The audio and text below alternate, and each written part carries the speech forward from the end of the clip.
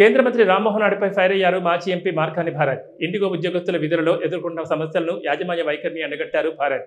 ప్రజలు వాచ్ చేసేది భారతదేశం అంతా వాచ్ చేస్తుంది. నేషనల్ మీడియాలో లోకేష్ మానిటర్ చేస్తున్నాడు అని ఎట్లా చెప్తాడు? ఆయన డైరెక్ట్గా నేరుగా చెప్పాడు, చెప్పుతో కొట్టినట్టు చెప్పాడు అసలు లోకేష్కి ఏం సంబంధం అని. అంటే ఈ మాత్రం కూడా జ్ఞానం లేకుండా అక్కడ నిజంగా ఎన్ని ఇన్సిడెంట్స్ జరిగినాయి అంటే అండి, ఇప్పుడు ఇందులో ప్రధానంగా ప్రజలందరూ కూడా అబ్జర్వ్ చేయాల్సింది ఏంటంటే, ఇప్పుడు పైలట్స్ ఎవరైతే మీరు ఫ్లై చేస్తున్నారో వాళ్ళకి ఎంత ఫెటీగ్ వస్తుందండి.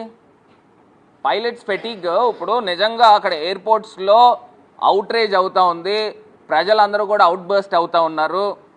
మరి ఫ్లైట్ని ఫ్లై చేసేవాళ్ళు వాళ్ళు కూడా మనుషులే కదా, మరి వాళ్ళకి ఎంత మెంటల్ పీస్ ఉండాలి?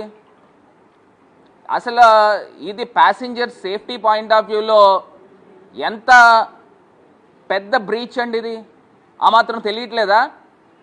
ఇప్పుడు నిజంగా ప్రజలందరూ కూడా కొన్ని లక్షల మంది ప్రజలు కొన్ని వేల ఫ్లైట్స్లో ప్రయాణం చేస్తూ ఉంటే అక్కడ తీసుకొచ్చి గత వారం రోజుల నుంచి కూడా ప్రతి ఎయిర్పోర్ట్లోనూ ధర్నాలు చేస్తూ ఉన్నారు, గొడవలు చేస్తూ ఉన్నారు. మరి అలాంటి పరిస్థితుల్లో ప్యాసింజర్స్ సేఫ్టీని గాలికి వదిలేశారు. ఇప్పుడు ఫ్లై చేసేవాళ్ళు ఎవరు? మనుషులు. వాళ్ళు టేక్ ఆఫ్ కానీ ల్యాండింగ్ కానీ స్మూత్గా జరగాలి, ఒక మెంటల్ పీస్తో జరగాల. మరి వీళ్ళు తీసుకున్న తుగ్లక్ నిర్ణయాలు అంటే పీరియాడిక్ రివ్యూలు చేయకపోవడం వలన ఈ యొక్క డ్యామేజ్ వచ్చింది. మరి వాళ్ళకి ఎంత పైలట్స్కి ఫెటీగ్ ఎంత వస్తుందండి? వాళ్ళకి మెంటల్ టెన్షన్ ఎంత ఉంటుంది? ఆ మాత్రం తెలియట్లేదా? ఒకవేళ జరగకూడని ప్రమాదం ఏదైనా జరిగితే ఎవరు సమాధానం చెప్తారు? ఈ రీల్స్ మంత్రి సమాధానం చెప్తాడా? ఎవరు చెప్తారండి? మొన్నే అహ్మదాబాద్లో ఘటన జరిగింది, దానికి సంబంధించి ఇప్పుడు దాకా ఏముందనేది ప్రజల ముందు పెట్టాలా?